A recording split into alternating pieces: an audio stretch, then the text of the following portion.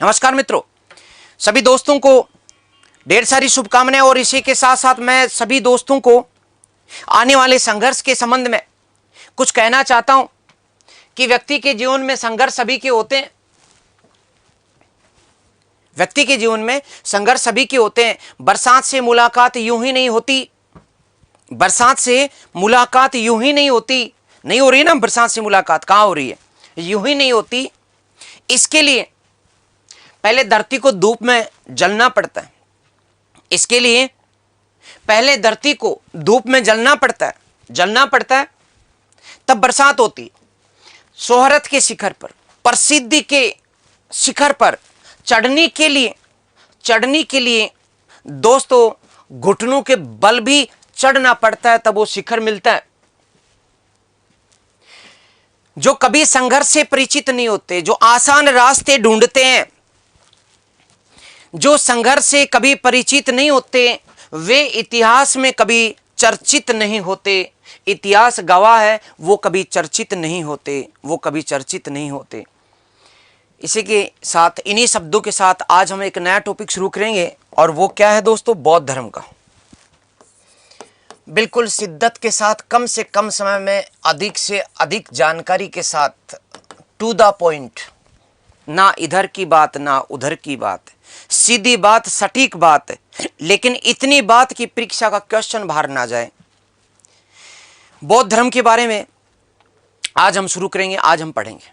दोस्तों, बौद्ध धर्म के लिए गौतम बुद्ध ही जिम्मेदार हैं, इसलिए इनके पहले के किसी भी व्यक्ति का नाम लेना उचित नहीं है। सीधी बात करेंगे, बौद्ध धर्म के प्रवर्तक किनको कहा जाता है? गौतम बुद्ध को। बौद्ध धर्म गौतम बुद्ध ने चलाया। गौतम बुद्ध के बारे में कुछ बात कर लेते हैं, हालांकि इसमें आजकल क्वेश्चंस नहीं आ रहे, फिर भी बात कर लेते हैं। गौतम बुद्ध के जन्म की बात कर लेते हैं। गौतम बुद्ध का जन्म कहाँ हुआ? तो दोस्तों, गौतम बुद्ध का जन्म लुम्बिनी, जो कि कपिलवस्तु में पड़ता था। कपिलवस्तु, जहाँ के शाक्य गणराज्य की बात हमने की थी, आजकल का रूमनदेई, यहाँ इनका जन्म हुआ। जन्म का समय 563 ईसा पूर्व में। इनके पिता सुदोधन, इनके पिता कौन? सुदोधन। पिता कौन है? सुदोधन।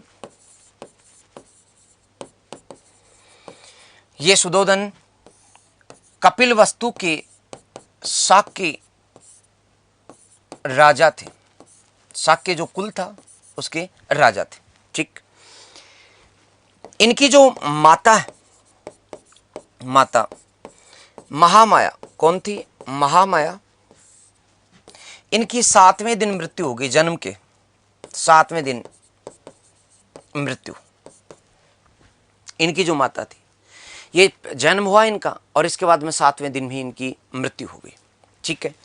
फिर इसके जन्म के समय दोस्तों भविष्यवाणी की थी। भविष्यवाणी किन्होंने की? भविष्यवाणी की थी कौंडिन्य एवं कालदेवल ने।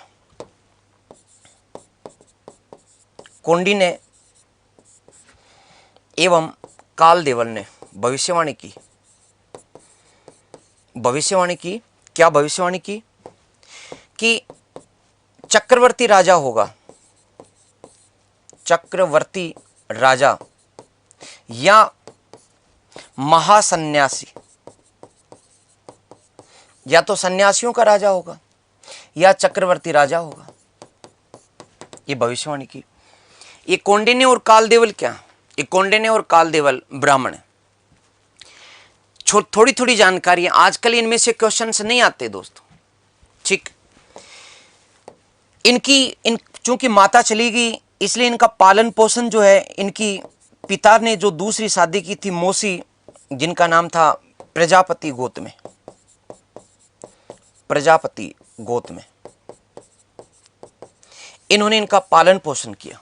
तो गौतमी के पालन पोषण होने के परिणाम स्वरूप ये गौतम बुद्ध कहलाए, ज्ञान प्राप्त होने के बाद। ठीक। शुरू में इनका जो नाम था, इनके बचपन का नाम यहां मैं लिख देता हूं, बचपन का नाम, बचपन नाम। तो बचपन का नाम इनका सिद्धार्थ था। क्या नाम था दोस्तों? सिद्धार्थ। बहुत ज़्यादा समय अपन खराब नहीं करें और सीधी बात करें तो इनके कुछ प्रतीक चिन्ह पूछ लिए जाते हैं।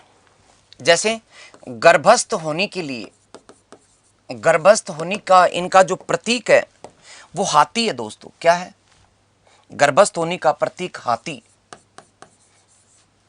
और इनके जन्म का प्रतीक, जन्म का प्रतीक वो कमल है।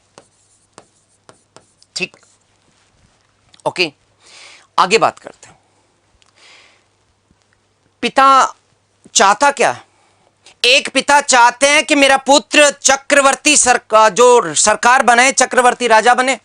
सरकार शब्द इसलिए क्योंकि ये गणतंत्र था, गणराज्य था, इसलिए इनका पिता सुधोधन चाहता था कि मेरा पुत्र चक्रवर्ती राजा ही बने, महासन्यासी नहीं। इसलिए बचपन में ही राज परिवार का सदस्य था। सारे भोग विलास समर्पित किए गए गौतम बुद्ध को। लेकिन वही बात है दोस्तों, अति हर चीज की बुरी होती।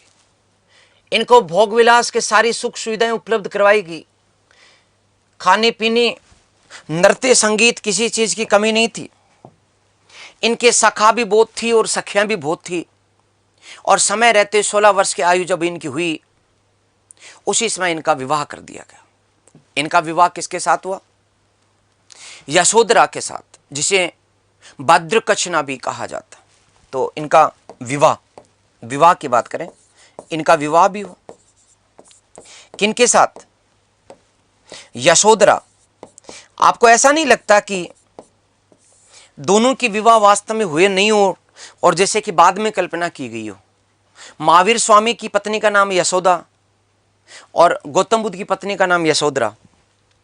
कहीं ऐसा लगता है कि या तो इनकी विवाह ही नहीं हुए दोनों के, और या हो सकता है कि गौतम बुद्ध का विवाह हुआ था और यशोधरा के नाम पर महावीर स्वामी का विवाह भी करवा दिया गया बाद में और यशोदा नाम रख दिया गया। खैर, मैंने तो ये मेरी संभावना बताई। तो विवाह हुआ यशोधरा, विवाह हुआ तो दोस्तों विवाह के बाद पुत्र भी होगा, पुत्र। और पुत्र हुआ, उसका नाम राहुल। क्या नाम था दोस्तों? राहुल। और राहुल का शाब्दिक अर्थ बंधन है, क्योंकि जब गौतम बुद्ध को सूचना मिली थी कि उनके पुत्र उत्पन्न हुआ है, उसी समय उन्होंने कहा था कि आज मेरे बंधनों में एक बंधन और बढ़ गया। यस, ठीक है ना? तो यस, चलिए दोस्तों, सभी मेरे साथ जुड़े हुए विभिन्न क्षेत्र और प्रदेश और मेरे भारत के सभी वे होनहार विद्यार्थी जो कि अपना और अपने माता पिता का यशस्वी विकास कर सिलेक्शन के माध्यम से इस समाज को एक नई दिशा दे करके भारत के विकास में अपने महती भूमिका निभाएंगे, उनको मैं सभी दोस्तों को कोटि कोटि प्रणाम करता हूं। ओके,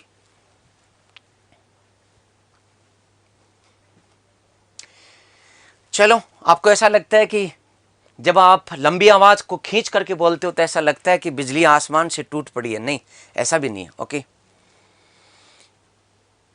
ओके, तो दोस्तों मैंने आपको बताया कि गर्भस्थ का मतलब हाथी प्रतीक है, जन्म का मतलब कमल है। ज्यादा इसमें लंबा चौड़ा खींचने की बात नहीं है, सीधी सीधी सी बात करेंगे। हजारों भोग विलास के बाद जब इनकी उम्र 28 वर्ष की हो गई, तब ये ऊहापोह की स्थिति में आ गए। इनको लगा कि एक ऐसा जीवन है, महलों ही महलों में रहना होता है। नहीं पता था बाहर दुख क्या होता है। हालांकि माता की मृत्यु हुई थी, लेकिन तब ये अबोध थे 7 दिन के। इसके बाद उन्होंने किसी की मृत्यु को कुछ देखा नहीं था। इनको लगता था कि मृत्यु नाम की कोई चीज होती नहीं है। व्यक्ति पैदा होता है जैसे पृथ्वी पैदा होती है, जैसे पहाड़ पैदा होते हैं, इसके बाद यूं ही बने रहते हैं, खड़े रहते हैं, खड़े रहते हैं, चलते रहते हैं। ये जीवन है, यहाँ आते ही है सब कुछ, जाता कुछ भी नहीं है। इनके भरोसे ऐसा था कि जीवन में दुख ही है ही नहीं। लेकिन फिर भी सबसे बड़ा दुख ये होता है दोस्तों कि जब जीवन में कोई दुख नहीं हो, और ये सबसे बड़ा दुख होता है। सबसे बड़ी रिस्क क्या होती है? कि जो जीवन में कोई रिस्क नहीं लेता वो सबसे बड़ी रिस्क बन जाती है। इसलिए बड़े बड़े घरानों के नौजवान लड़के और लड़कियां आत्महत्या कर लेते हैं, क्योंकि वो दुख देख नहीं पाते। छोटी सी चीज जब सामने आती है तो सहन नहीं कर पाते, सामना नहीं कर पाते। असली तपा हुआ वो व्यक्ति होता है जिसने गरीबी के दिनों में कठोर श्रम के साथ, जब उसकी आयु भी श्रम करने की नहीं थी तभी से श्रम करना शुरू कर देता है। वो धूप में तपा हुआ, वो मेहनत के परिश्रम में पसीने से सना हुआ जो इंसान है, उसके संघर्ष की कोई काट नहीं होती। समझ रहे? तो गौतम बुद्ध भी घर ही घर में परेशान हो गए। तब एक बार ये निकले तो घर के बाहर, महलों के बाहर गौतम बुद्ध बाहर निकले। तब इनका एक घोड़ा और सारथी के साथ रथ में बैठे। तो गौतम बुद्ध बाहर निकले और इन्होंने भ्रमण शुरू किया। तो गौतम बुद्ध का भ्रमण शुरू किया। इनका जो सारथी था बड़ा प्रिय, जिसका नाम था चनावे या छंदक। क्या नाम था दोस्तों? चन्ना या छंदक। ये कौन था? इनका सारथी। इसके साथ ये निकले। इनका एक प्रिय घोड़ा था, जैसे कि महाराणा प्रताप का प्रसिद्ध घोड़ा, उसी तरह से इनका घोड़ा था कंथक इनके घोड़े का नाम था। जैसे कि प्रताप का एक प्रिय घोड़ा चेतक, इनका भी प्रिय घोड़ा था कौन? कंथक। इनके साथ ये निकले और 4 दृश्य देखे इन्होंने।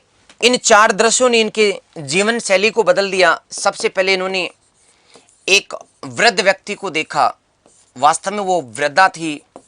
दूसरा बीमार को देखा। तीसरा शव यात्रा को देखा, शव यात्रा। और चौथे नंबर पे इसने एक सन्यासी को देखा। अभी तक मुझे नहीं लगता कि कोई क्वेश्चन एग्जाम में आने लायक है, यहां से मुश्किल से ही आ पाते हैं। फिर भी कभी कभी पुराने समय के एग्जाम्स में पूछे हुए कुछ क्वेश्चंस, कुछ राजस्थान के अपन बात करेंगे। जैसे पढ़ करके समाप्त करेंगे अपन आज के क्वेश्चंस के अंदर इन सब की बात करेंगे। फिर भी यहां से थोड़ा सा क्वेश्चन आने की उम्मीद बन जाती। एक तो ये सीक्वेंस, वृद्धा, बीमार, शव यात्रा और सन्यासी, इसको इसी क्रम में रखें। दूसरी बात, जब इन्होंने, गौतम बुद्ध ने महल से निकला तब उन्होंने एक वृद्धा को देखा। इनका रथ जा रहा था रास्ते में। उस जमाने में सड़कें नहीं होती थी, हालांकि रास्ते चौड़े होते थे, लेकिन कच्चे रास्ते पे रथ चल रहा था और ये प्रकृति को देख रहे थे कि क्या सुंदर प्रकृति। तभी इसने एक वृद्धा को देखा जो लकड़ी के सहारे झुक करके चल रही थी। इसने अपने सारथी को कहा, चन्ना को, कि चन्ना वे, ये वृद्धा झुक करके क्यों चल रही है? ये क्या ढूंढ रही है जमीन में? ये जमीन में जो झुक करके चल रही है लकड़ी के सहारे, ये क्या ढूंढती जा रही है? तो चन्ना ने समझा कि ये वृद्धावस्था की स्थिति है, लेकिन इसके समझ में नहीं आया, देखा नहीं था। इन्होंने कहा कि नहीं, तू रथ रोक। रथ को रोका गया और गौतम बुद्ध ने उस वृद्धा से क्वेश्चन किया कि क्या ढूंढ रही है वृद्धा, क्या ढूंढ रही है? गुस्सा आ गया उस वृद्धा को भी। उसने कहा कि मैं वो ढूंढ रही हूं जो कल मेरे पास था, आज तेरे पास है और कल किसी और के पास होगा। जो कल मेरे पास था लेकिन मुझसे खो गया, आज वो तेरे पास है। वो ढूंढ रही हूं मैं जो आज तेरे पास है और कल तेरे किसी और के पास होगा, तब तू भी ढूंढेगा। गौतम बुद्ध को समझ नहीं आया। उसने कहा, रे तू समझा तो दे देवी। उसने कहा कि मैं वृद्ध हो चुकी हूं, मैं ढूंढ नहीं रही, मैं सीधी खड़ी नहीं हो सकती। और मैं, यदि तू कहे ना ढूंढ रही हूं, तो मैं जवानी ढूंढ रही हूं जो मैं खो चुकी। वो जवानी जो कल मेरे पास थी आज तेरे पास है और कल किसी और के पास होगी, और तू भी ढूंढेगा मेरी तरह, बूढ़ा होकर कैसे झुक करके हैं। मैं भी ढूंढूंगा, क्या मैं भी आपकी तरह हो जाऊंगा? बोले हाँ, क्यों नहीं होगा, पक्का होगा। टेंशन का पहला कीटाणु दिमाग के अंदर, कि क्या मेरी स्थिति ऐसी हो जाएगी? बोले हाँ होगी, क्यों नहीं। दुख की शुरुआत यहां से होती है। इसलिए गौतम बुद्ध का प्रथम आर्य सत्य दुख है। 4 आर्य सत्य है ना, उनमें पहला आर्य सत्य दुख है। ठीक, आगे बढ़े। चिंतन करते जा रहे थे, तभी एक कुष्ठ रोगी पेड़ के नीचे बैठा बैठा चिल्ला रहा था। उसके घरवाले उसको कहीं दूर वैद्य के पास लेकर के जा रहे थे, लेकिन उसे चला नहीं जा रहा था, बार बार चिल्लाता। गौतम बुद्ध ने कहा ये क्यों रो रहे हैं, क्यों चिल्ला रहे हैं, रथ लेके चल यहां पर। तब चन्नावे जो चन्ना था वो रथ लेकर के गया, देखा तो बुरी तरह से बीमार, पूरा शरीर बदबू मारे। गौतम बुद्ध ने कहा छी छी, देखो तो कैसे ऐसे भी व्यक्ति होते हैं क्या? मैंने तो हमेशा मेरे सखा और सखियों को सुंदर सुंदर देखा, ये ऐसा कैसे हो जाता है?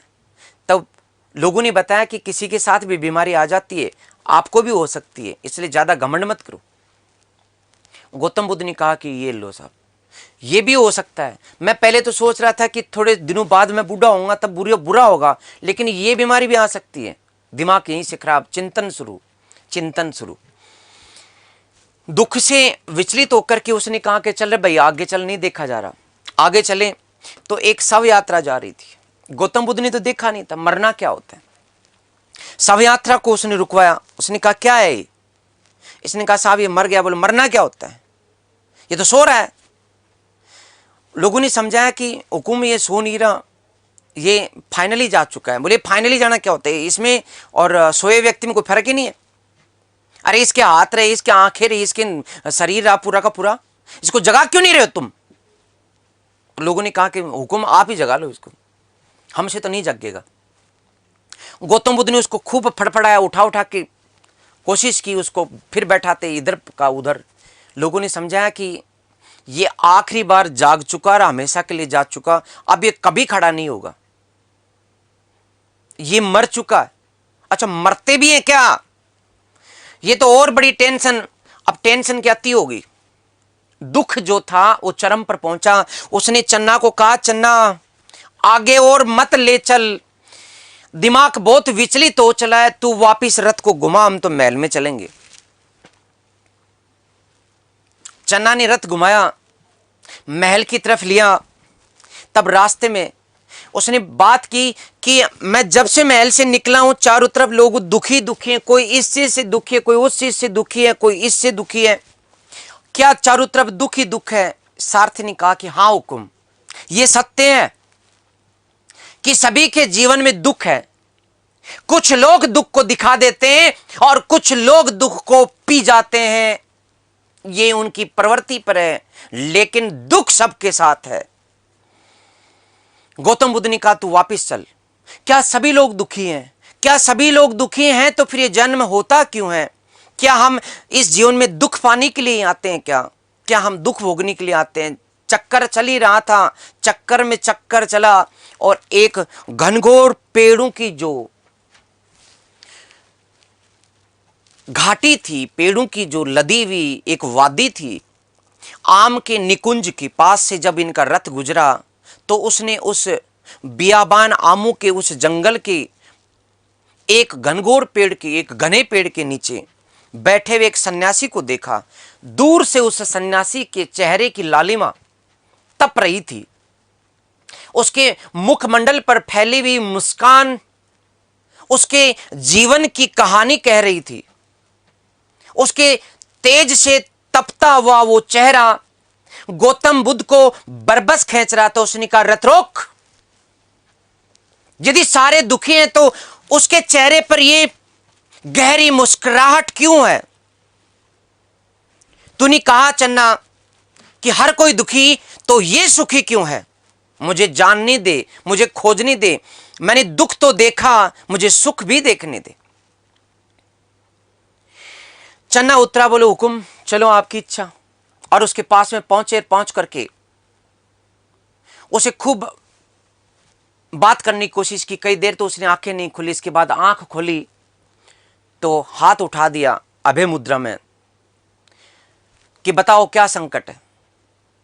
गौतम बुद्ध को लगा कि एक व्यक्ति जो जंगल में बैठा है, जिसके पास कोई महल नहीं है, वो इतनी प्रसन्नता के साथ, ऐसी प्रसन्नता तो मेरे साथ भी नहीं है। ये सुख, ये दमकता हुआ चेहरा, ये कांति, ये लालिमा और ये मुस्कुराहट फैली हुई चेहरे पर, और कुछ नहीं है इसके पास, फिर भी कहता है कि बताओ क्या दुख है, क्या समस्या है, मैं दूर करूंगा। क्या रे भाई, तेरे पास कौन सी ताकत है तुझ में? तब उसने बताया कि नहीं नहीं नहीं, इनको नाराज मत करो, आप इनसे मत बोलो। क्यों क्यों डरूं मैं इनसे? बोलिए सन्यासी हैं, इनका ईश्वर के साथ सीधा संबंध है, ये परम है, ये आम लोगों की तरह नहीं है। बोले क्यों नहीं है आम लोगों की तरह? अरे साहब, ये आप समझो इस बात को, ये तपस्वी हैं, तो फिर ये मुस्कुरा क्यों रहा है? इसके दुख क्यों नहीं है? तपस्वी के क्या दुख होगा महाराज? हुकुम, ये तपस्वी हैं, तपस्या करने वाले फकीर हैं, सन्यासी हैं, ये सारे संसार के मोह माया को छोड़ चुके, इनके जीवन पर मात्र सन्यास है, तपस्या है, ईश्वर की आराधना है, इनको कोई दुख नहीं हो सकता। तब गौतम बुद्ध ने कहा, बोले इनको दुख नहीं हो सकता क्या? इस तरह का ये भाव, ये खुशी से भरा हुआ चेहरा और ये मुस्कुराहट यदि यही है तो मुझे यही बनना है फिर। और वहां से निकले। दिमाग में अक्षमंडल पर फिक्स हो चुका था कि क्या बनना है, सन्यासी बनना है। मार्ग नियत था, भविष्यवाणी पहले हो चुकी थी, मार्ग नियत था, रास्ता स्पष्ट था, जो धुंधला सा पर्दा पड़ा हुआ था वो पर्दा भी उठ गया। घर पहुंचे और घर पहुंचने के बाद मन तो विचलित था, ना तो दिन को चैन ना रात्रि को चैन। और फिर रात्रि आई, दृढ़ निश्चय, जाना था, निकलना था, और रात्रि को निकल गए। यही तो कन था और यही चन्ना, इन दोनों के साथ रात्रि में प्रस्थान कर गए। दोस्तों, इस प्रस्थान को महाभिनिष्क्रमण कहा जाता है। इस प्रस्थान को महाभिनिष्क्रमण कहा जाता है। महाभिनिष्क्रमण, रात्रि को निकले। निकलते समय अपनी पुत्र यानी बंधन और अपनी पत्नी यशोधरा को उन्होंने पीछे लौट करके एक बार देखा, एक बार पलट करके देखा। अजंता की गुफा नंबर 17 के अंदर यह दृश्य उत्कीर्ण है। लेकिन इसके बाद उनको लगा कि नहीं, वो सन्यासी उनके अक्षमंडल पर अंकित था, उसकी वो दमकती हुई आभा उनके अक्षमंडल पर अंकित थी। अब रास्ता क्लियर था, मंजिल स्पष्ट थी, सामने दिख रहा था कि इधर जाना है। और अधिकांश व्यक्तियों की समस्या यही होती है, उनको क्लियर ये नहीं होता कि उनको जीवन में करना क्या होता है। वो हमेशा दो राय पर खड़े होते हैं। मैं आप सब दोस्तों से मुखातिब हूं, मैं आप सबसे बात कर रहा हूं। हमारी असली समस्या ये नहीं कि हमें रास्ते में सफलता नहीं मिलती, हमारी असली समस्या ये होती है कि हमें रास्ते का क्लियर पता नहीं होता, हमें जाना किधर है। हम सोचते हैं इधर से कुछ थोड़ा सा ठीक लगा, इधर चल पड़ते हैं, इधर गए, थोड़ी देर बाद में पता लगा ये रास्ता भी ठीक है, इधर चल पड़ते हैं। नहीं, मेरे को तो पैसे वाला बनना है, इधर भी चल पड़ते हैं। नहीं, मैं तो प्राइवेट काम कर लूंगा, इधर भी चल पड़ते हैं। नहीं, सरकारी नौकरी की इज्जत है, नहीं चलो सरकारी नौकरी लगेंगे, नहीं थोड़ा पार्ट टाइम प्राइवेट जॉब कर लेते हैं। तो समझ रहे हो ना समस्या क्या है? ताकत सब दोस्तों में, आप सब में ईश्वर की प्रतिभा और योग्यता कम नहीं है किसी में भी। आप में से बैठा हुआ प्रत्येक व्यक्ति असीमित ऊर्जा का मालिक है, ईश्वरीय ऊर्जा का मालिक है, लेकिन रास्ता क्लियर नहीं है। हमारे निर्णय जो हैं वो ठीक नहीं है, उनमें सुधार की जरूरत है। यस, यशोधरा को लेकर के दुख मत बाओ कि यशोधरा तो बेचारी सोती रह गई। सबका जन्म अलग होता है, ये बंधनों के चक्कर में मत पड़ो। अकेले आए हो, अकेले जाना है, ये मोह माया है, इसके चक्कर में मत पड़ो। इससे पहले कि आप में क्षय के लक्षण प्रकट हो, अपना मुक्ति का मार्ग निश्चित कर लो। पहली मुक्ति का रास्ता सिलेक्शन से निकलेगा, बाकी चीजें इसके बाद होंगी। इसलिए पहली मुक्ति, जिसको हम सांसारिक मुक्ति कहते हैं, इस संसार में यदि इज्जत के साथ जीना है तो पहले सिलेक्शन। ओके, आगे बढ़ते हैं। प्रस्थान कर गए, इसको अश्व के रूप में दिखाते हैं, इस महाभिनिष्क्रमण का प्रतीक क्या है दोस्तों? अश्व, इनकी घोड़ा। घोड़ा जहां भी होगा महाभिनिष्क्रमण का होगा।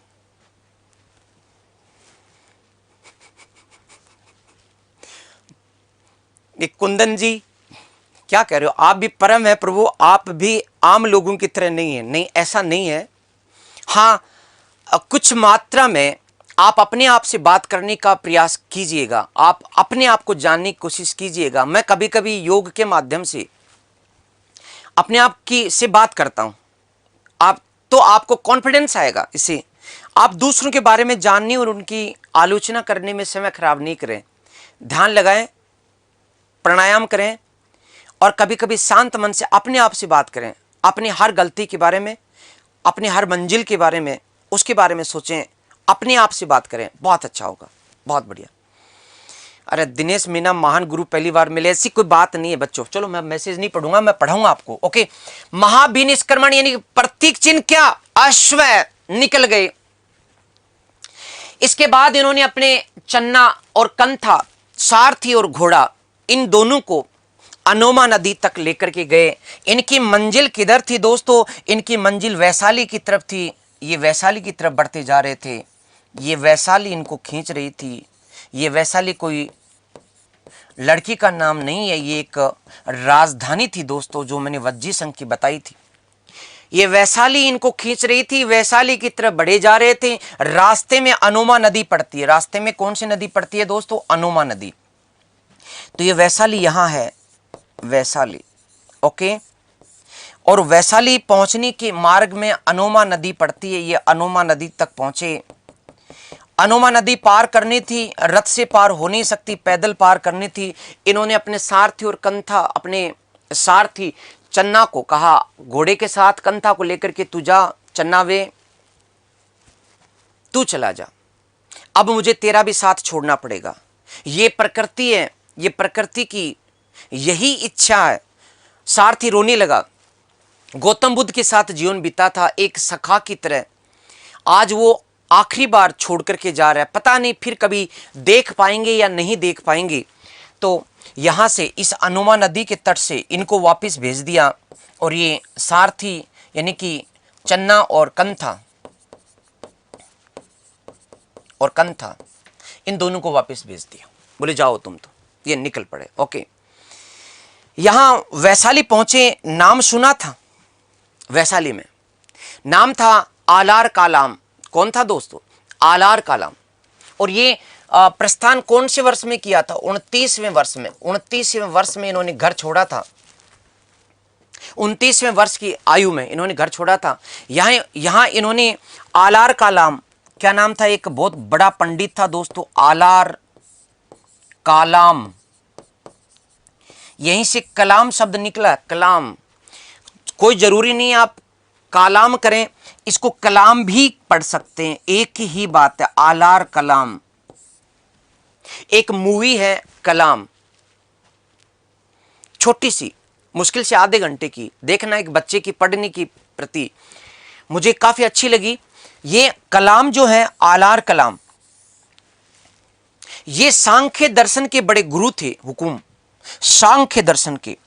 सांख्य दर्शन के बारे में मैं थोड़ा सा बता दूं आपको कि इसमें इस सृष्टि निर्माण की बात हुई है। ये सांख्य दर्शन राजस्थान की इस पावन धरा से उत्पन्न हुआ, उसी मरुधरा से, बीकानेर की धरती से, कोलायत के पास कपिल मुनि से सांख्य दर्शन उत्पन्न हुआ था, जो कितना फैला, इतना फैला, इतना फैला था कि वहां पर वैशाली के अंदर भी इस सांख्य दर्शन के गुरु थे आलार कालाम, जिसमें प्रकृति और पुरुष की बातें हुई है। यहां प्रकृति स्त्री रूप में समझाई गई है और पुरुष जो है वो आत्मा रूप में, कि किस प्रकार से प्रकृति जो अपने आप में कुछ नहीं है,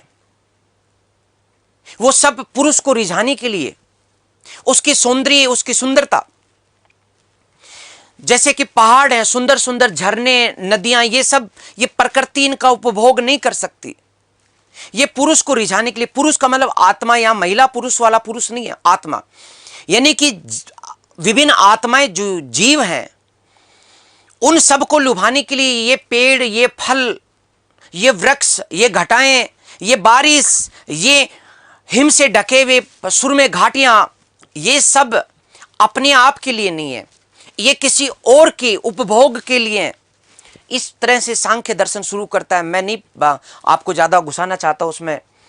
इस प्रकार से कि जब ये आकर्षण होता है तब बंधन होता है, लेकिन हमेशा ये नहीं होता। फिर पतझड़ आता है और फिर प्रलय शुरू होती है। बहुत लंबी चौड़ी कहानी है, मैंने खूब पढ़ रखा है इन चीज़ों को, क्योंकि इतिहास से जुड़ी हुई किसी सामग्री को छोड़ा नहीं। एक पागलपन, एक सनक थी है सिविल सेवा की तैयारी करनी और इतिहास को जड़ से उसकी जड़ें खोद करके पूरा बाहर निकालने की, उसी सनक में ये सब। ओके, आलार कालाम सांख्य दर्शन का सिर्फ यही याद रखें और कोई नहीं, बस।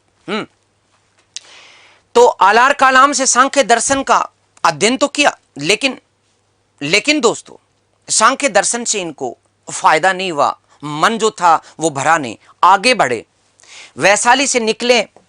देखिएगा वैशाली इनको फिर से लेकर के आएंगे, लेकिन इस वैशाली को आप भी आखिरी बार देख लीजिएगा, ठीक? ओके। और आज मैं सब दोस्तों को इस बात की बधाई देना चाहता हूं कि हमारे लाइव 3000 क्रॉस कर गए। मैं 5000 चाहता हूं मेरे दोस्तों। फिर मैं बता दूंगा आपको कि पढ़ाई किसे कहते हैं और सिलेक्शन कैसे होता है। जो शिद्दत के साथ जुड़ करके पूरी हिम्मत के साथ आगे बढ़ेगा, कितना आसान है ये सिलेक्शन करवाना, कितना आसान है। यस, चलिएगा, मैंने स्क्रीनशॉट नहीं दिए, आप स्क्रीनशॉट ले लें। यस, फटाफट लें दोस्तों। यस, दूसरा, यस, ये तीसरा। वैशाली से निकले, मन असंतुष्ट है, ज्ञान चाहिए, अंदर अंतरात्मा तड़प रही है सच्चाई के लिए कि आखिर मनुष्य आता कहां से है, आखिर मनुष्य जाता कहां पर है। कुछ अच्छे कर्म करते हैं और इसके बावजूद भी दुखी रहते हैं, और कुछ सच्चे लोग जो अच्छे कर्म करने के बावजूद बहुत बुरी सजा पाते हैं, और कई बुरे और दुष्ट लोग। यस यस मेरे भाइयों, ये आप सब के का जो प्रेम है मेरे प्रति, वो उसकी जीत है। अपनी 3000 लाइव की जो जीत है, ये आप सब का जो प्रेम है मेरे प्रति वो है। मैंने पहले कहा मैं विद्वान नहीं हूं कतई, लेकिन मैं आपका सिलेक्शन में एक सहायक जरूर सिद्ध होऊंगा, क्योंकि मुझे पढ़ाना नहीं आता। मुझे भावनाओं के प्रवाह में कभी गुस्सा आ जाता, कभी एकदम से। तो जो एक न्यूट्रल रह करके जो एक अच्छा शिक्षक पढ़ाता है, भाव भंगिमाओं से दूर और विद्यार्थियों के आपसी तालमेल से दूर रह करके, उस तरह पढ़ाना मेरे बस में नहीं है। मैं बस आपका सहायक हूं, बस इतना मान लीजिएगा। ओके, चलिए, मैंने बताया कि इस वैशाली से निकलते हैं, वैशाली से निकलते हैं, और वैशाली से निकलने के बाद आगे बढ़ते हैं, और आगे बढ़ने के बाद ये वैशाली से आगे राजगृह पहुंच जाते हैं। कहां पहुंच गए दोस्तों? राजगृह, राजगृह पहुंच गए। यहां सुना था हमने कि बड़े विद्वान हैं राजगृह में। सुना था हमने कि कई लोगों को मोक्ष मिला है राजगृह के इन विद्वानों के पास। तो प्यारे दोस्तों, ये भी बात हुई और बहुत अच्छा लगा आप सब दोस्तों के साथ। आज हमने आप सबके प्रयास से वो आंकड़ा छुआ जो हमारी मंजिल का एक पड़ाव है, आगे बढ़ना है। यस, राजगृह में एक बड़ा विद्वान था, नाम था रुद्रक रामपुत्र, और रुद्रक रामपुत्र बड़े बड़े सन्यासी के दरबार में रहा करते थे। गुरु था, बहुत बड़ा आश्रम था, यहां तक कि राजगृह के जो शासक थे वो भी दंडवत प्रणाम किया करते थे। रुद्रक रामपुत्र का दूर दूर तक मेला था, दूर दूर तक इसका खेला था। बताते हैं कि अपने बाबा रामदेव क्या है इनके सामने, ये बहुत बड़े योग गुरु थे। आज भारत के योग को बाबा रामदेव ने भी पूरे विश्व में पहुंचाया। इनके लिए उन्हें मैं कोटि कोटि नमन करता हूं। लेकिन योग के प्राणायाम में नहीं, ये योग के अष्टयाम में, अष्टांग योग में प्रसिद्ध थे। किस में प्रसिद्ध थे दोस्तों? अष्टांग योग में। मात्र प्राणायाम उसका एक भाग है, अष्टांग योग में ये निष्णांत थे। समझ रहे हैं आप? इनके पास आए गौतम बुद्ध, इनको बताया कि भाई मुझे भी शिक्षा चाहिए, योग शिक्षा। इनको अष्टांग योग की दी, मन संतुष्ट नहीं हुआ, ये यहां से भी निकले तो राजगृह को याद रखें, दोबारा इनको राजगृह में लेके आने शिक्षा प्राप्ति के बाद, क्योंकि इनके मन में टसक थी इसको ज्ञान देने की, टसक थी वैशाली के आलार कालाम को ज्ञान देने की, इसलिए प्रस्थान किया था यहां पर। ओके, यस, ओके दोस्तों, आप नवे संज्ञा में अष्टांग योग के साथ जो गंभीर समाधि उसको जोड़ेंगे, तब इन्हें नवे संख्या का नाम दिया गया। लेकिन आप याद मत करना, आप योग कर ले बस, बहुत इतना पढ़ना कि सिलेक्शन हो जाए, इतना पढ़ना कि हमें याद रहे, आगे बढ़िएगा दोस्तों। इसके बाद ये उरुवेला पहुंचे, राजगृह में संतुष्टि नहीं हुई, उरुवेला पहुंचे। कहां पहुंचे? उरुवेला, उरुवेला, जिसको कि आजकल हम बोध गया के नाम से जानते हैं। ओके, उरुवेला पहुंचे, यहां यानी कि बोध गया, बोध गया दोस्तों। यहां 5 ब्राह्मणों के साथ इन्होंने तपस्या की, 5 ब्राह्मणों के साथ तपस्या की, के साथ कठोर तपस्या की दोस्तों, कठोर तपस्या की। इनको प्रतीत हुआ कि सुखों के माध्यम से उस परम सत्ता की प्राप्ति नहीं हो सकती। यदि हम सुख में जीवन जिएंगे सफलता नहीं मिल सकती। और ये मैं आप दोस्तों को भी कहता हूं कि हां, मंजिल तभी मिलती है जब वो हमारे धैर्य की परीक्षा ले लेती है। इसलिए जब कभी आप बहुत गहरे दुख में डूब जाएं, जब आपको लगे कि आपके साथ सबसे बुरा होने जा रहा है, आपके साथ सबसे ज्यादा दुख आ रहे हैं, उस समय आपको मेरी ये बात याद रखनी चाहिए दोस्तों कि ईश्वर की ये कठोर परीक्षा है और परीक्षा का चरम आ चुका है। आप खुश हो जाइए उस समय कि इसके बाद में आपके अच्छे दिन शुरू होने वाले हैं। घबराना मत उस दिन। आप जो 5 ब्राह्मणों के साथ कठोर तपस्या इन्होंने की, तो भूखे रहना, पूरे पूरे दिन मुद्रा में बने रहना, खड़े रहना, एक पैर के दम पे खड़े रहना, दिन रात योग के माध्यम से अपने मन को एकाग्र करके परमात्मा की तरफ लगाना, बहुत कोशिश की, बहुत कोशिश की, लेकिन कमबख्त शरीर जो था वो सूख कर कांटा हो गया, बेहोशी के दौरे पड़ने लगे, लेकिन परम जो ज्ञान चाहिए था वो नहीं मिला। यस, यहां नहीं मिला। शरीर दुबला हो गया, शरीर कमजोर हो गया, आंखों में घेरे पड़ गए काले, चक्कर आने लगे। गौतम बुद्ध को लगा कि क्या करें, ज्ञान तो मिल नहीं रहा, लग रहा है कि मौत जरूर मिलेगी। तभी उरुवेला की जो सेनानी था, उरुवेला का सेनानी, उसकी बेहद समझदार सुलझी हुई पुत्री, उसकी पुत्री जो क्षत्रिय सेनानी था, उसकी जो सुलझी हुई पुत्री थी, नाम था सुजाता, सब सम्मान किया करते थे। उस सुजाता ने भी सुना था कि शाक्य कुल का राजकुमार आया हुआ है। वो आई खीर लेकर के, और सुजाता के हाथ की लाई हुई खीर को ये जिस पेड़ के नीचे तपस्या में लीन थे उसी जगह उन्होंने खीर खा ली। क्यों खा ली? इसके पीछे सुजाता जो थी उसने पहले अनुरोध किया, नहीं माने। उन्होंने कहा कि नहीं, मेरा तप चल रहा है, मैं तपस्या में रत हूं, मैं मेरी तपस्या को भंग नहीं करूंगा। तब सुजाता ने एक गीत गाया जिसके भाव यूं हैं कि वीणा के तार को इतना मत कसिए कि वो तार ही टूट जाए, और इतना ढीला भी मत छोड़िए वीणा के तार को कि उसमें से सुर ही ना निकले। वीणा का तार, आप जानते हैं वीणा तारों से बंधी हुई होती है और उन तारों के खिंचाव से उसमें सुरताल बैठता है। तो इतना भी मत कसिए उसको कि वीणा का तार ही टूट जाए, और इतना ढीला भी मत छोड़िए कि उनमें से सुर निकलना ही बंद हो जाए। इस सुजाता के इन शब्दों के साथ इन्होंने खीर खा ली। खीर खाते ये 5 नाराज हो गए। इन्होंने कहा कि तुम तपस्या के लायक नहीं हो।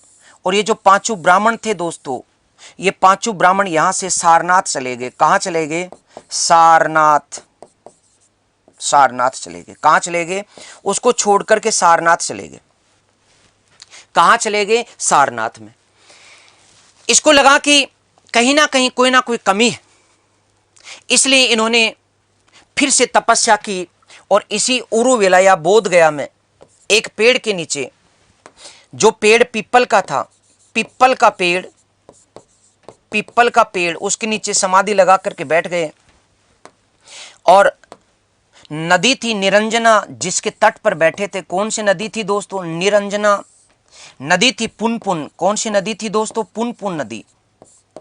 उस नदी के किनारे बैठ गए और इसके बाद ध्यान लगाया। वो अमिट ध्यान, वो द्रव्य का ध्यान, वो इस सृष्टि का ध्यान। जब व्यक्ति शुद्ध आत्मा के साथ, दृढ़ता के साथ किसी मंजिल की ओर आगे बढ़ता है ना, फिर उसको कोई रोक नहीं सकता। ये अवस्था वो अवस्था थी। 7 दिन की समाधि ले ली इन्होंने, 7 दिन की समाधि ली। और यहां उनकी पूर्व शिक्षा इनके काम आई। पूर्व शिक्षा कौन सी? ये वैशाली वाली, राजगृह की योग की शिक्षा, वैशाली की शिक्षा। सब ज्ञान जो थोड़ा थोड़ा बटोरा था, कहीं ना कहीं काम आया। इसलिए दोस्तों, आप पूर्व में जिन शिक्षकों से भी पढ़ रहे हैं या पढ़ चुके हैं, उनके प्रति भी सम्मान बना के रखें। क्या पता कहाँ पर कौन से टीचर की कौन सी बात आपके जीवन में काम आ जाए। समझ रहे हैं ना? यस। जो स्कूली शिक्षक हैं उनको भी आप पूरा सम्मान दें। यस। तो पीपल का वो पेड़, निरंजना थी वो नदी, जिसे पुनपुन भी कहा जाता था। 7 दिन की समाधि लगा दी। जंगल का वो समय था, बैसाख पूर्णिमा का वो दिन था। कौन सा दिन था? बैसाख पूर्णिमा का दिन। तो बैसाख पूर्णिमा के साथ मैं आपको बता दूं कि बैसाख पूर्णिमा को ही गौतम बुद्ध का जन्म हुआ था। इसी दिन इन्हें ज्ञान की प्राप्ति हुई, ज्ञान हुआ था। और इसी दिन इनकी मृत्यु हुई थी, महापरिनिर्वाण हुआ था। महापरिनिर्वाण इनका इसी दिन हुआ था। तो इन सब के लिए ये दिन बैसाख पूर्णिमा का महत्वपूर्ण है। और दोस्तों, 3100 लाइव आने के लिए आप सबको बधाइयाँ। मैं आज आप सच में आप सबसे प्रफुल्लित और बिल्कुल आनंद के साथ आप सबको धन्यवाद देना चाहता हूं दोस्तों, कि आप सारे जो दोस्त हैं जिस गति और प्रयास के साथ पढ़ रहे हैं, मैं उसे सलाम करता हूं। ओके। बैसाख पूर्णिमा का वो दिन था, जन्म इनका बैसाख पूर्णिमा को, ज्ञान बैसाख पूर्णिमा को और महापरिनिर्वाण बैसाख पूर्णिमा को इनका हुआ। दोस्तों, इन्होंने ज्ञान प्राप्त होने के बाद इनको जागृत अवस्था में नहीं आई। अंतरात्मा का जो सूक्ष्म तत्व था, वो योग बल से, ध्यान के दम से शरीर छोड़ करके ब्रह्मांड में विचरण कर रहा था। सारे रहस्य सुलझा लिए गए। ये जो शरीर था, ये शरीर चल रहा था, धड़कनें चल रही थी, शरीर जिंदा था, लेकिन शरीर आत्मा से रहित था, उस चेतना से रहित था। हो सकता है आपको मेरी ये बात थोड़ी कम समझ में आए,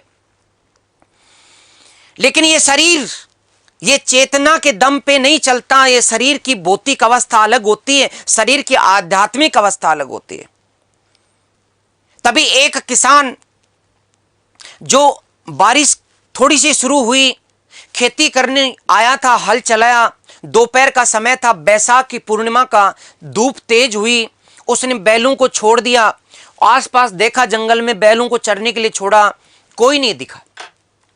दूर एक पेड़ के नीचे बैठा हुआ, नदी के तट पर बैलों को पानी पिलाया नदी में, और फिर बैठे हुए गौतम बुद्ध को कहा कि अरे भाई, सुन रहे हो, आप मेरे बैलों को छोड़ के जा रहा हूं, थोड़ा ध्यान रखना इनका।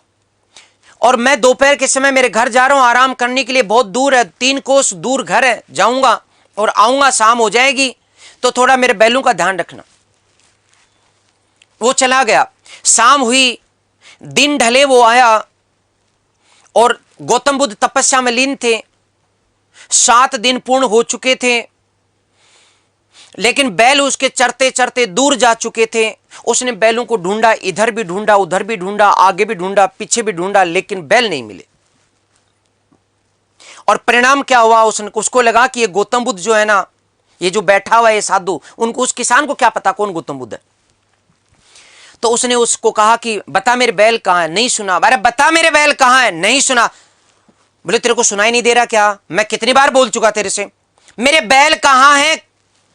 फिर उसको लगा कि दुष्ट है, ये बैठा है और सारा खेल देख रहा है, इसको सब पता है। बोले तू मर गया क्या, जिंदा है कि नहीं है? उसके हाथ वाथ देखिए उठा करके, धड़कने तो चल रहे हैं, तू तो जिंदा है, फिर बोल क्यों नहीं रहा? तब वो कुछ नहीं सुना। किसान को गुस्सा आ गया, उसने एक वो लकड़ी ली, छोटी छोटी पत्थर उठाया और गौतम बुद्ध के एक कान में इधर ठोक दी, एक कान में इधर ठोक दी। बोले तेरे को नहीं सुन रहा है ना, तू बहरा है ना, ले मैं बनाता हूं तेरे को बहरा। तो लकड़ी लेकर के कान में ठोकने लग गए। आप फोटो देखना गौतम बुद्ध की जीवन से संबंधित, कभी वक्त मिले तब। कानों से खून बह रहा है और तब 7 दिन से जो गर्द उनके शरीर पर जमी हुई थी वो उस खून के साथ में बही और तब चेतना वापस लौटी। गौतम बुद्ध हक बका के उठे। उनकी जो आत्मा ब्रह्मांड में विचरण कर रही थी, जो आध्यात्मिक तत्व जो था वो वापस शरीर में लौटा। इसके बाद वो उठे और इसके बाद वहां से प्रस्थान किया। ज्ञान प्राप्त हो चुका था। इस ज्ञान प्राप्ति की इस अवस्था को दोस्तों, ज्ञान प्राप्ति की इस अवस्था को तथागत के रूप में जाना जाता है। गौतम बुद्ध अब तथागत कहलाए, अब वो बुद्ध कहलाए क्योंकि बुद्धि प्राप्त हो चुकी थी, तथागत या बुद्ध कहलाए। और बुद्धि की ये अवस्था सम्यक बुद्धि की थी। सम्यक बुद्धि की अवस्था एक पवित्र बुद्धि, संपूर्ण बुद्धि की अवस्था संबोधि के रूप में जानी जाती है। ठीक है, संबोधि। और जिस वृक्ष की हम बात कर रहे हैं उस वृक्ष को संबोधि वृक्ष कहा जाता है। क्या कहा जाता है? संबोधि वृक्ष, संबोधि वृक्ष या फिर बोधि वृक्ष कहा जाता है। ओके, हालांकि ये वृक्ष किसका था? ये वृक्ष पीपल का था। ठीक है, पीपल का वृक्ष। और इसका प्रतीक चिन्ह, इसका प्रतीक क्या है दोस्तों? इसका प्रतीक वृक्ष है, जहां ज्ञान प्राप्ति के रूप में। यहीं पर थोड़े वो आगे निकले और यहां पर उनको 2 बंजारे मिले थे दोस्तों। 2 बंजारे जिनका नाम था तपस और मलिक। क्या नाम था? तपस और मलिक। तपस एवं मलिक, इनको इन्होंने शिष्य बनाया। क्या बनाया? प्रथम शिष्य या उपासक शब्द भी आ जाए तो कर देना। तो गौतम बुद्ध के प्रथम शिष्य कौन? तपस और मलिक। ये बंजारे थे, ऐसे ही मिल गए, इन्होंने उनको ज्ञान दिया और अपना शिष्य बनाया, लेकिन पूरा ज्ञान नहीं दे पाए। क्यों नहीं दे पाए? धर्म चक्र परिवर्तन नहीं कहेंगे, क्योंकि ये बंजारे थे, ज्ञान ग्रहण नहीं कर पाए। यही तो कारण होता है दोस्तों कि हर कोई व्यक्ति सिलेक्शन के योग्य नहीं होता, हर कोई व्यक्ति पूर्ण रूप से पढ़ नहीं पाता, हर कोई व्यक्ति पढ़ने के योग्य नहीं होता, हर कोई व्यक्ति ज्ञान के योग्य नहीं होता। यहां पर तपस और मलिक के उदाहरण से आप समझ सकते हैं, क्योंकि बहुत सारे लोग इधर उधर के झंझावतों में फंसे होते हैं। यस यस दोस्तों। ओके, अब यहां से आगे निकले, यहां से आगे निकले। यह आप स्क्रीनशॉट ले लें, पिछले का भी, पिछले का भी, ये तो हो गया था। ओके, इसका ले लें, इसका ले लें और ये ले लें, ये तो अभी पढ़ेंगे हैं। अपना क्वेश्चंस का समय हो चला है, लेकिन अपन बात करेंगे। यहां से वे दोस्तों सारनाथ आए। सारनाथ में वे 5 फिर से तपस्या में लीन दिखे गौतम बुद्ध को। तब उन्होंने उन 5 ब्राह्मणों को, जो जिनके साथ इन्होंने तपस्या की थी, ये 5 ब्राह्मण जिनके साथ गौतम बुद्ध ने तपस्या की थी, इन्हीं 5 ब्राह्मणों को इन्होंने प्रथम उपदेश दिया। अपना प्रथम उपदेश दिया, पूर्ण उपदेश दिया, प्रथम उपदेश दिया। और ये जो उपदेश है, ये घटना क्या कहलाई? धर्म चक्र परिवर्तन। क्या कहलाई दोस्तों? धर्म चक्र परिवर्तन। और इसे किसके प्रतीक के रूप में जाना जाता है? ये चक्र के रूप में, चक्र इसका प्रतीक है। जिस चक्र को सम्राट अशोक ने विश्व के कोने कोने पर पहुंचा दिया, वो अशोक चक्र वास्तव में प्रथम ज्ञान प्राप्ति का, प्रथम ज्ञान प्रदान करने का, धर्म चक्र परिवर्तन का, कि जो पहिया है, धर्म का पहिया, ये धर्म रूपी जो पहिया जो अब तक स्थिर था, ये धर्म रूप का जो पहिया था जो अब तक स्थिर था, ये पहिया पहली बार घुमा। ये अब स्थिरता से इसने रोटेट होना शुरू कर दिया, धर्म चक्र में परिवर्तन हुआ। धर्म रूपी चक्र का जो पहिया था उसने अब घूमना शुरू कर दिया, अब वो चलने लगा। धर्म चक्र परिवर्तन। चीजों को समझना बहुत ज्यादा जरूरी है, बहुत ज्यादा जरूरी है। ठीक, इसके बाद ये यहां से राजगृह गए। इनकी इच्छा थी राजगृह में उद्दक रामपुत्र को राजगृह पहुंचे, सारनाथ से राजगृह गए। राजगृह में ये उद्दक रामपुत्र को शिक्षा देना चाहते थे, लेकिन पता लगा कि उनकी मृत्यु हो चुकी है। तब ये बिंबिसार से मिले और बिंबिसार ने इनको अपना गुरु बना लिया। बिंबिसार अनुयायी बने, इनके शिष्य बने और अपने हाथों से इनको भोजन कराया। इसके बाद ये कपिलवस्तु पहुंचे। ध्यान देना दोस्तों, कहां पहुंचे? कपिलवस्तु, अपने जन्म स्थान कपिलवस्तु। कपिलवस्तु यहां कई घटनाओं के लिए प्रसिद्ध ये कपिलवस्तु, एक एक करके समझ लेना इसको। यहां पर सबसे पहला काम ये हुई ना बात, आज मैं मान गया आपको सब दोस्तों को 3300 करोड़ स्लेव, ये 5000 हो जाएंगे, मुझे ऐसी आशा है। एक क्वेश्चन बार बार टपका है कि गणतंत्रात्मक जो संस्थाएं थी, संसद जो होती थी, जिनको संस्थागार कहते थे, उसका उद्घाटन किया था। कपिलवस्तु की जो संसद थी दोस्तों, जिसे कि संस्थागार कहा जाता था, संस्थागार, उस संस्थागार का उद्घाटन किया और यहीं पर उनको अपना प्रिय शिष्य और सेवक आनंद, जो इनका प्रिय शिष्य था वो मिला, आनंद। यहीं पर इनको उनका प्रिय शिष्य उपाली मिला, उपाली। आनंद जो इनका प्रिय शिष्य था, प्रिय शिष्य और सेवक। सच बात ये थी कि ये चचेरा भाई था, ये शाक्य था और ये भी शाक्य कुल का ही था, क्योंकि कपिलवस्तु शाक्य था, तो शाक्य, ये भी शाक्य और ये भी शाक्य, ये सब शाक्य यहाँ पर कपिलवस्तु से इन्होंने लिए। यहाँ पर एक घटना और घटित हुई, मैं लास्ट बात आज की आपको बता रहा हूँ दोस्तों, इसके बाद हम क्वेश्चंस लेंगे। एक घटना घटित हुई और वो घटना ये रही कि गौतम बुद्ध की जो मौसी थी गोत में, उसके साथ एक घटना घटित हुई। ईश्वर को ना जाने क्या मंजूर होता है, ईश्वर को ना जाने क्या मंजूर होता है, वो क्या क्या खेल खेलता है, ये तो खैर उसकी लीला वो ही जाने। लेकिन मैं यहां जरूर बताना चाहूंगा कि गौतम बुद्ध के घर से निकलने के बाद राजा रानी बड़े दुखी थे कि जो एक संतान थी हमारे, वो संतान भी रूठ गई। लेकिन गौतम बुद्ध के बाद गौतमी की भी एक संतान हुई और वो उस संतान के सहारे जीवन जी रही थी। लेकिन जिस दिन गौतम बुद्ध कपिलवस्तु में आए थे, कुछ दिन ठहरे थे, अपने माता पिता से भी मिले थे, लेकिन उसके दूसरे तीसरे दिन ही जब ये कपिलवस्तु पहुंचे, गौतमी का जो पुत्र था, उस पुत्र की सर्पदंश से मृत्यु हो गई।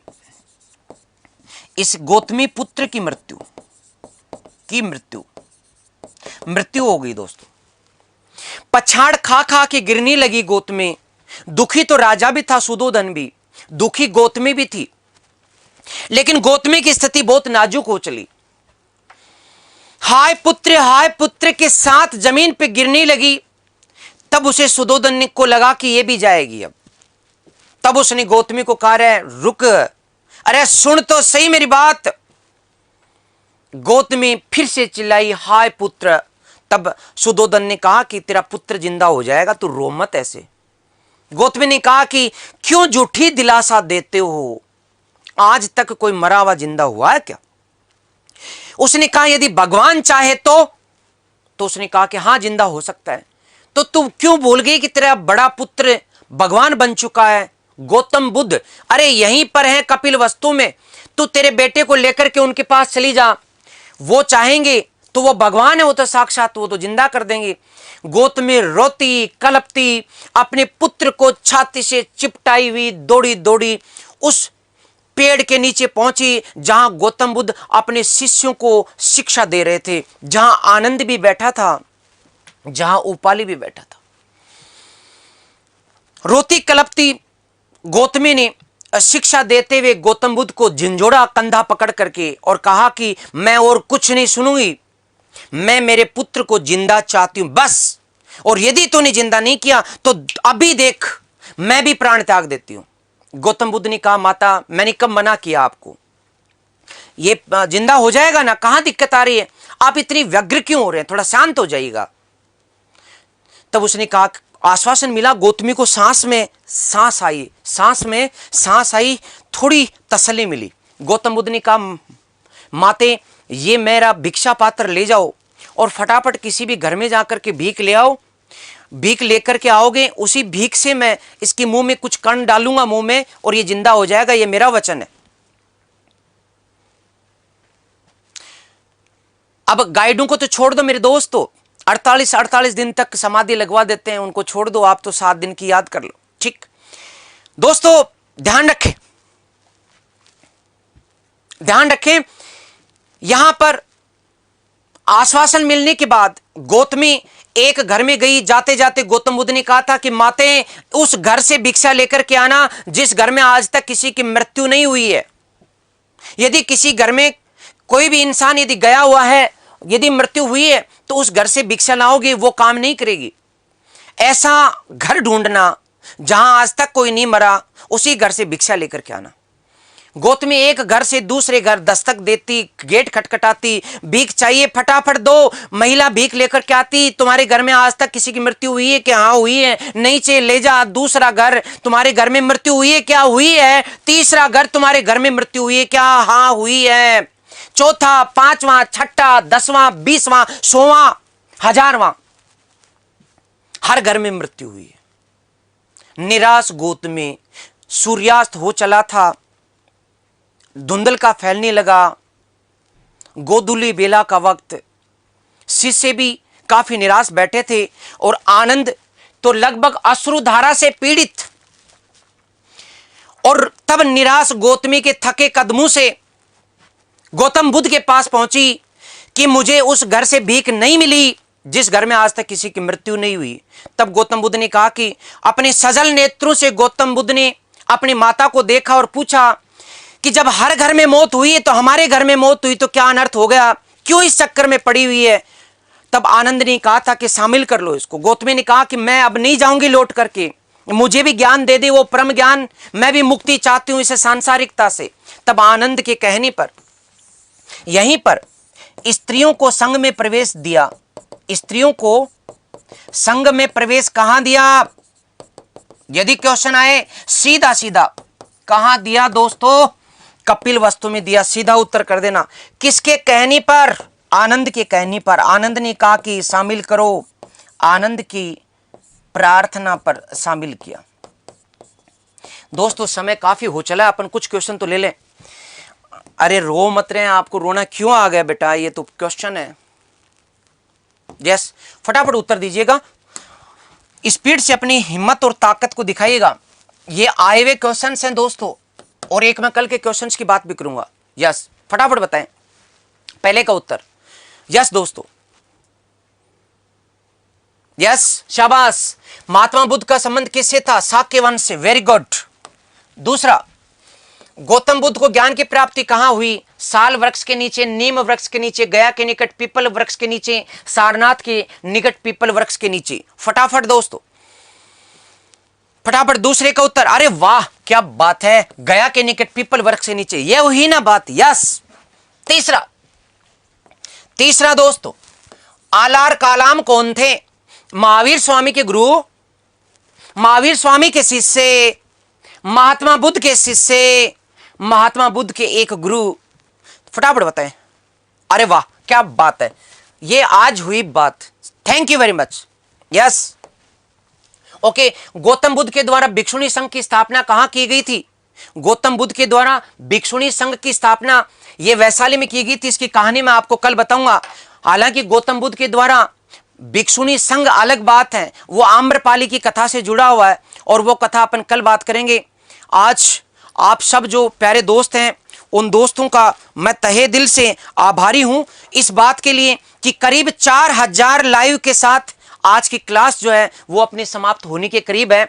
एक क्वेश्चन, ये वैशाली एक कथा मैं कल सुनाऊंगा, एक क्वेश्चन की बात मैं जरूर करूंगा। एक रीट 2017 में आया हुआ है, शायद दोस्तों मुझे याद नहीं है ये आरटेट था या रीट एग्जाम थी, इसमें आया हुआ क्वेश्चन है और वो जैन धर्म का है। कल बात हुई थी उसकी, जैन धर्म से संबंधित था और वो था गोमतेश्वर की मूर्ति की, गोमतेश्वर मूर्ति के लिए जो मैंने बताया था, गोमतेश्वर मूर्ति। कौन सा क्वेश्चन था, कोई भी फटाफट टाइप करे देखें। गोमतेश्वर मूर्ति स्थापना के लिए पूछा गया था, जो मैंने कल आपको बताई थी कि कौन सी जगह है, स्वर्ण बेलागोला के अंदर स्थापना की गई थी। स्वर्ण बेलागोला कल मैं वैसे मेरा पढ़ाया हुआ है बेलागोला, लेकिन क्वेश्चन नहीं कर पाए थे, वो रह गया था कल का। स्वर्ण बेलागोला में कौन सी जगह थी, चंद्र पहाड़ी पर यहां मूर्ति की स्थापना की गई थी। इसी मूर्ति को बाहुबली कहा जाता है, मैंने बताया था आपको, तो ये याद कर लेना। इसकी स्थापना किसने करवाई थी, जो गंग शासक था, गंग शासक, यदि किसी को ध्यान हो तो फटाफट बताएं। गंग शासक जो था उसका जो मंत्री था उस चामुंड राय ने इसकी स्थापना कराई थी, चामुंड राय ने। तो कोई क्वेश्चन कल वो जो रह गया था मुझे ध्यान नहीं रहा। आज अपना जो समय है दोस्तों, वो समय 9 बजे तक हो गया है और अपन रिक्वेस्ट करेंगे मैनेजमेंट से कि इस समय को बढ़ाया जाए। ओके, तो क्वेश्चन क्या था, कोई है क्या? हाँ बिल्कुल, अच्छा, किस वंश के शासकों ने कराई थी? वंश पूछा गया था दोस्तों इस रीट 2017 में कि कौन से शासक के, किस वंश के शासकों ने, तो गंग शासक, ध्यान कर लेना। और मैंने राजमल फोर्थ कल आपको लिखाया था, शासक का नाम राजमल फोर्थ, कल मैंने आपको बताया था। क्लास 9:30 बजे तक नहीं है दोस्तों। दुख की बात यह है कि हमारी क्लास जो है अब 9 बजे तक ही हो पाएगी, इसलिए अब हम क्लास से अनुमति लेते हैं। आज का समय अपना समाप्ति की ओर है, तो मिलते हैं कल ठीक 8 बजे। तब तक के लिए दीजिए इजाजत, नमस्कार। अगर वीडियो पसंद आया हो तो वीडियो को लाइक करना ना भूलें, सब्सक्राइब करें उत्कर्ष के YouTube चैनल को और लेटेस्ट अपडेट पाने के लिए बेल आइकन को प्रेस करना ना भूलें। प्रतियोगी परीक्षाओं की तैयारी अब घर बैठे उत्कर्ष ऐप के साथ। अब पढ़ो कहीं भी कभी भी।